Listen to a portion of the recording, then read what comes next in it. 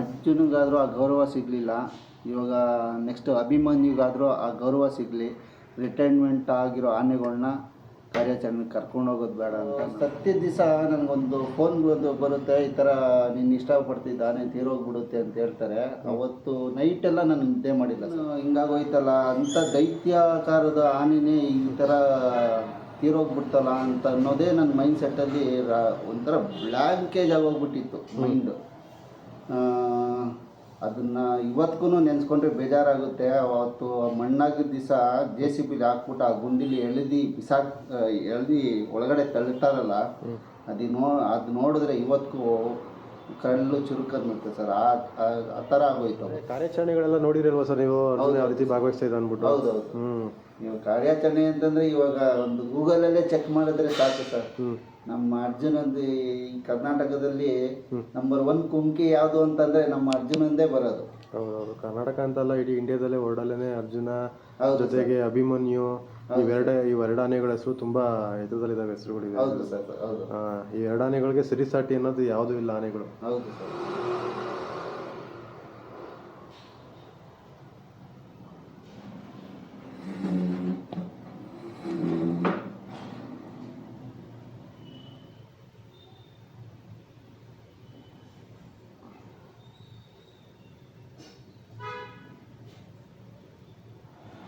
Sir ನಮಸ್ತೆ. ನಮಸ್ತೆ. ಬನ್ನಿ ಸರ್, ಬನ್ನಿ ಸರ್. ಮನೆ ತೋರಿಸಿ. ಬನ್ನಿ ಒಳಗಡೆ. ಅರ್ಜುನನ್ನು ತೋರಿಸಿ. ಬನ್ನಿ ಸರ್, ನೋಡಿ ಅರ್ಜುನ.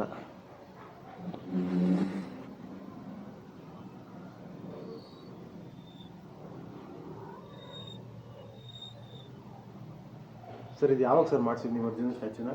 ಸರ್ ಇದು ನೆಕ್ಸ್ಟ್ ಫೆಬ್ರವರಿ 10ಕ್ಕೆ ಬಂದರೆ 1 ವರ್ಷ ಆಗುತ್ತೆ ಸರ್. 1 ವರ್ಷ ಆಗುತ್ತೆ. ಹೌದು. ಏನಕ್ಕೆ ಸರ್ ನೀವು ಸ್ಟ್ಯಾಚ್ಯೂ ಮಾಡಿಸಿದ್ದು ಅರ್ಜುನಂದು?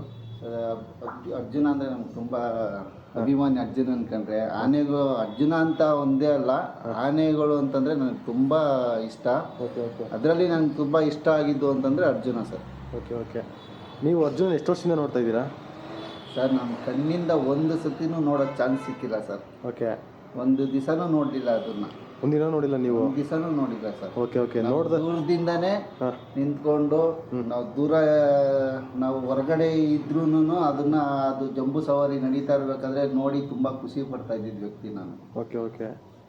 ಒಟ್ಟು ಒಂದ್ಸಲ ನೋಡಿಲ್ಲ ನೀವು? ನೋಡಿಲ್ಲ ಸರ್. ಟಿವಿ ನೋಡಿರೋದು, ಮೊಬೈಲ್ ನೋಡೋದು ಬಿಟ್ಟರೆ ಡೈರೆಕ್ಟಾಗಿ ಯಾವತ್ತೂ ನೋಡಿಲ್ಲ? ಅದು ಬಿಟ್ಟರೆ ನಾನು ಡೈರೆಕ್ಟಾಗಿ ಅದನ್ನು ಮುಟ್ಟೋ ಒಂದು ಅದೃಷ್ಟನೂ ಇಲ್ಲ. ನಿಮಗೆ ಅರ್ಜುನ ಆನೆ ಇದೆ ಅಂತ ಗೊತ್ತಾಗಿದೆ ಯಾವಾಗ ಸರ್? ಅರ್ಜುನ ಆನೆ ಅಂಬಾರಿ ಹೊರ್ತಾ ಇತ್ತು, ಅದ್ರದ್ದು ಹೆಸರುವಾಸಿಕೆ ನಡೀತಾ ಇತ್ತು. ಆಗ ನಾನು ತುಂಬ ಇಷ್ಟಪಡ್ತಾ ಇದ್ದೆ ದೂರದಿಂದನೇ. ಆದರೆ ನಾವು ಅದೃಷ್ಟನ ಕಳ್ಕೊಂಬಿಟ್ವಿ. ಒಂದು ದಿವಸನೂ ನೋಡೋಕ್ಕಾಗಲಿಲ್ಲ.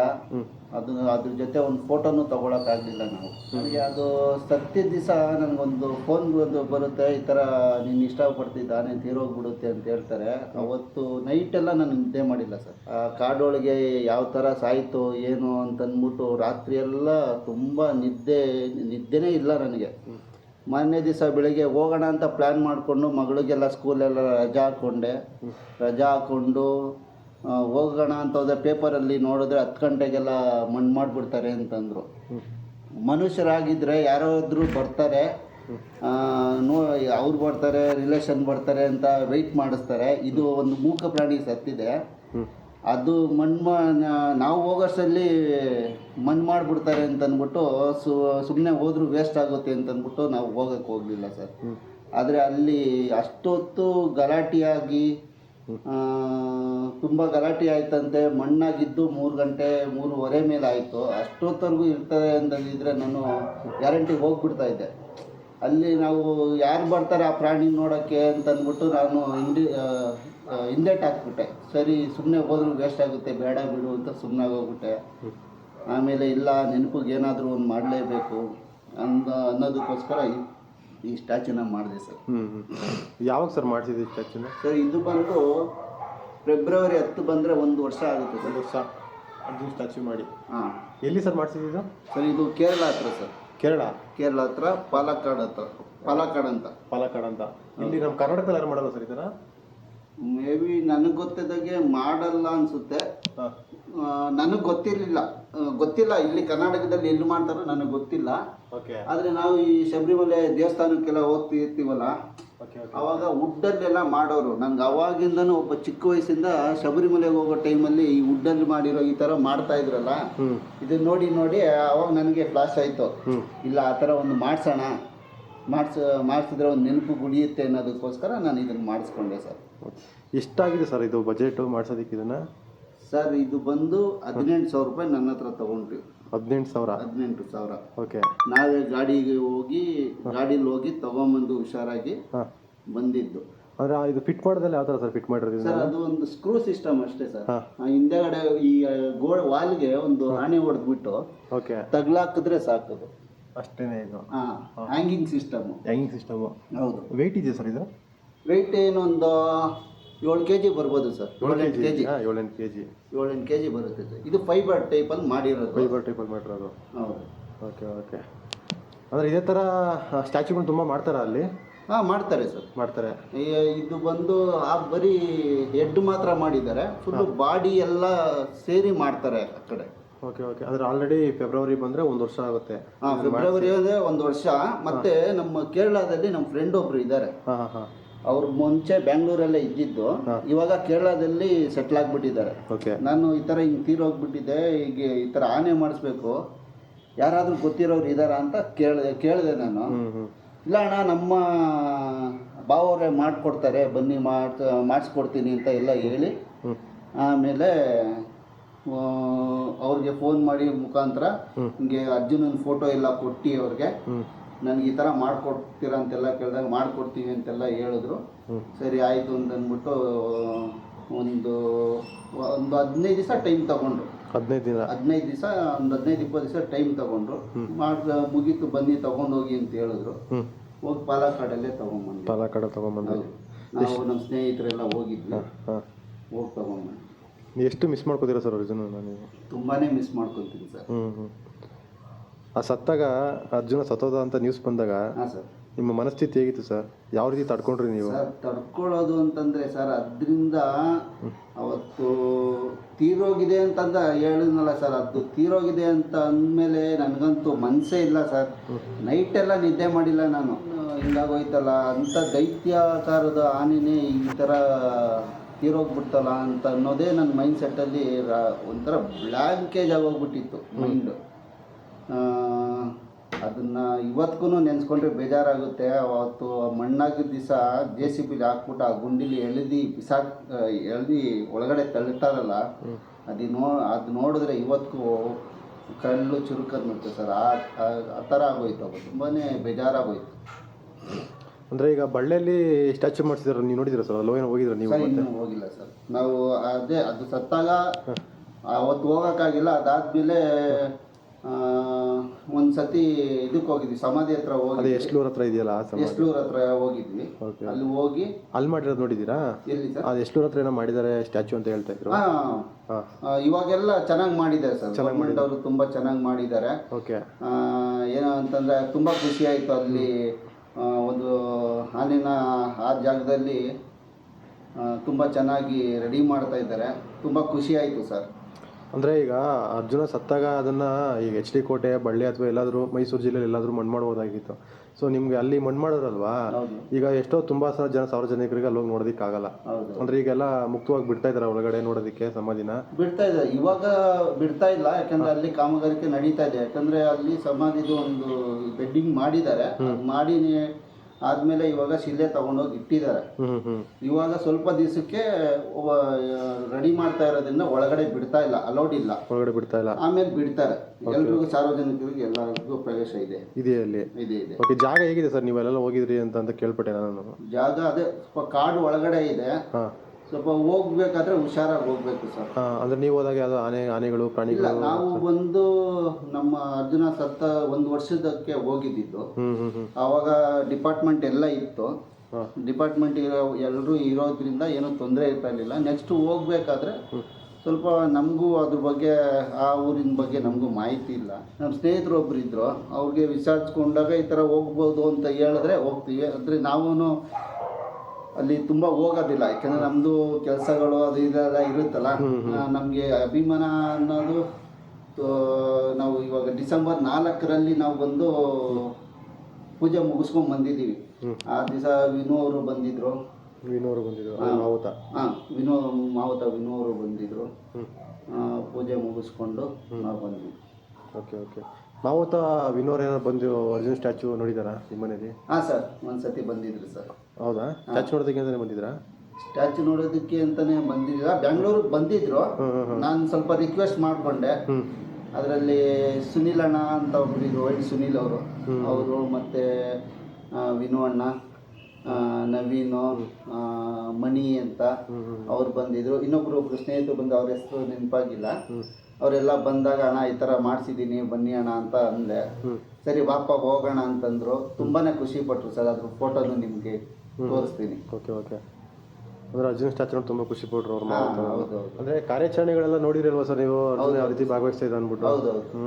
ಇವಾಗ ಕಾರ್ಯಾಚರಣೆ ಅಂತಂದರೆ ಇವಾಗ ಒಂದು ಗೂಗಲಲ್ಲೇ ಚೆಕ್ ಮಾಡಿದ್ರೆ ಸಾಕು ಸರ್. ನಮ್ಮ ಅರ್ಜುನಂದು ಈ ಕರ್ನಾಟಕದಲ್ಲಿ ನಂಬರ್ 1 ಕುಮ್ಕಿ ಯಾವುದು ಅಂತಂದರೆ ನಮ್ಮ ಅರ್ಜುನಂದೇ ಬರೋದು. ಹೌದೌದು. ಕರ್ನಾಟಕ ಅಂತಲ್ಲ, ಇಡೀ ಇಂಡಿಯಾದಲ್ಲೇ ವರ್ಲ್ಡಲ್ಲೇ ಅರ್ಜುನ ಜೊತೆಗೆ ಅಭಿಮನ್ಯು, ಇವೆರಡು ಆನೆಗಳ ಹೆಸರು ತುಂಬ ಎದುರದಲ್ಲಿದ್ದಾವೆ ಹೆಸರುಗಳು. ಹೌದು ಸರ್, ಹೌದು. ಈ ಎರಡು ಆನೆಗಳಿಗೆ ಸರಿಸಾಟಿ ಅನ್ನೋದು ಯಾವುದೂ ಇಲ್ಲ ಆನೆಗಳು. ಹೌದು ಸರ್. ಇದನ್ನೇನು ಕಿಲ್ಲಿಟ್ಟಿದ್ದೀರಾ ಸರ್? ಅದು ಬಂದು ಏನು ಅಂತಂದ್ರೆ, ಇವಾಗ ನಾವು ಅಂಬಾರಿ ದಸರಾ ಅಂಬಾರಿ ದಿವಸ ಹಾಕ್ತಾರೆ ಗೊತ್ತಾ? ಹೌದು, ನೋಡಿದೀವಿ, ಮುಂದೆ ಹಾಕ್ತಾರೆ. ಅದೇ ತರ ನಮ್ಮ ಮನೇಲಿ ಯಾವತ್ತು ದಸರಾ ನಡೆಯುತ್ತೋ ಆ ಟೈಮಿಗೆ ಅದನ್ನ ಹಾಕ್ತೀನಿ ಸರ್. ಅದನ್ನ ಹಾಕ್ತೀರಾ? ಹೌದು. ಇಲ್ಲಿದ್ದಂತೆ ಹಾಕಲ್ಲ, ಅದನ್ನ ಹಾಕೋದಿಲ್ಲ.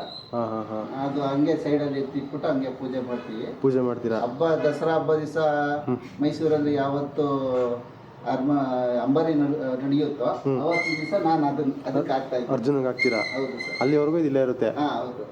Okay okay.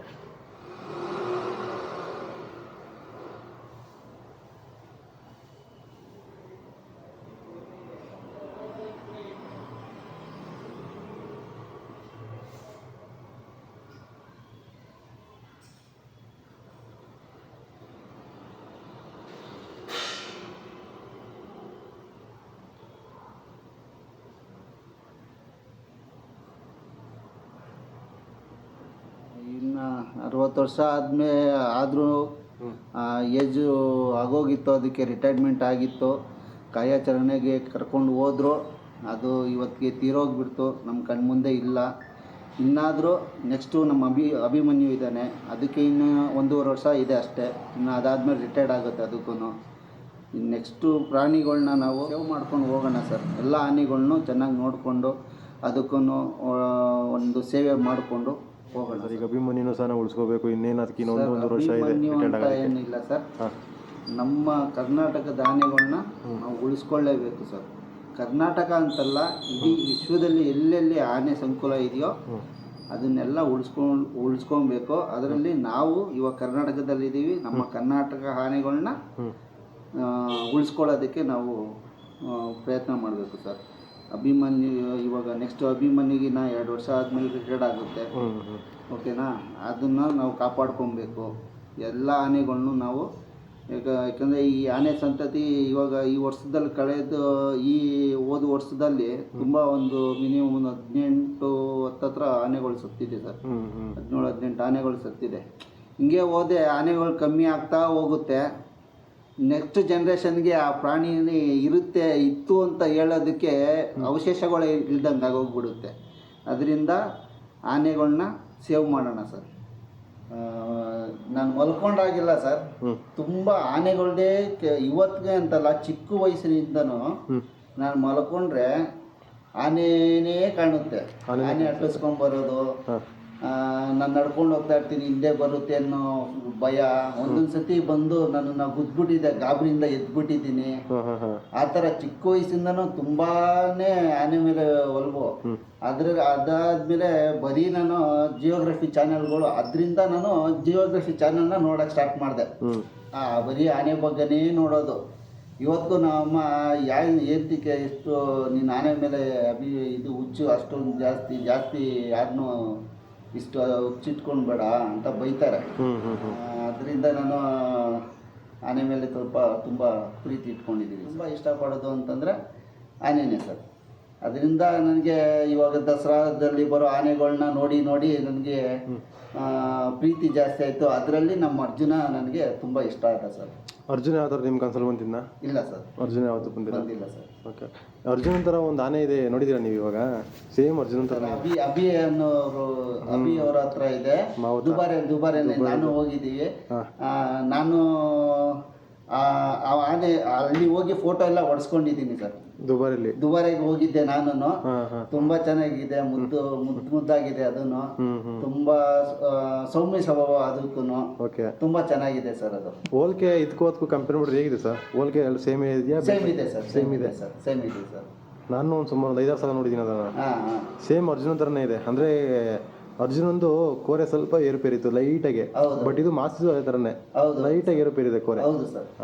ನಾನು ಇದು ದುಬಾರಿಗೆ ಹೋದಾಗ ಎಲ್ಲ ಆನೆಗಳನ್ನು ನೋಡ್ತಾ ಇದ್ದಾಗ ನನಗೇನು ಅದು ಒಂದು ಆ ಮಾಸ್ತಿ ಅನ್ನೋ ಆನೆ ಅಟ್ರಾಕ್ಷನ್ ಆಯಿತು ಸರ್. ಅದೇ ಈಗ ಅರ್ಜುನನ ರೂಪನ ಅದೇ ನಾವೀಗ ಮಾಸ್ತಿಯಲ್ಲಿ ನೋಡ್ಕೋಬೇಕಷ್ಟೇ. ಹೌದು ಸರ್. ಮಾಸ್ತಿನೇ ಈಗ ನಮ್ಗೆ ಅರ್ಜುನನ್ ಥರ. ಹೌದು ಸರ್. ಏನಂತೀರಾ?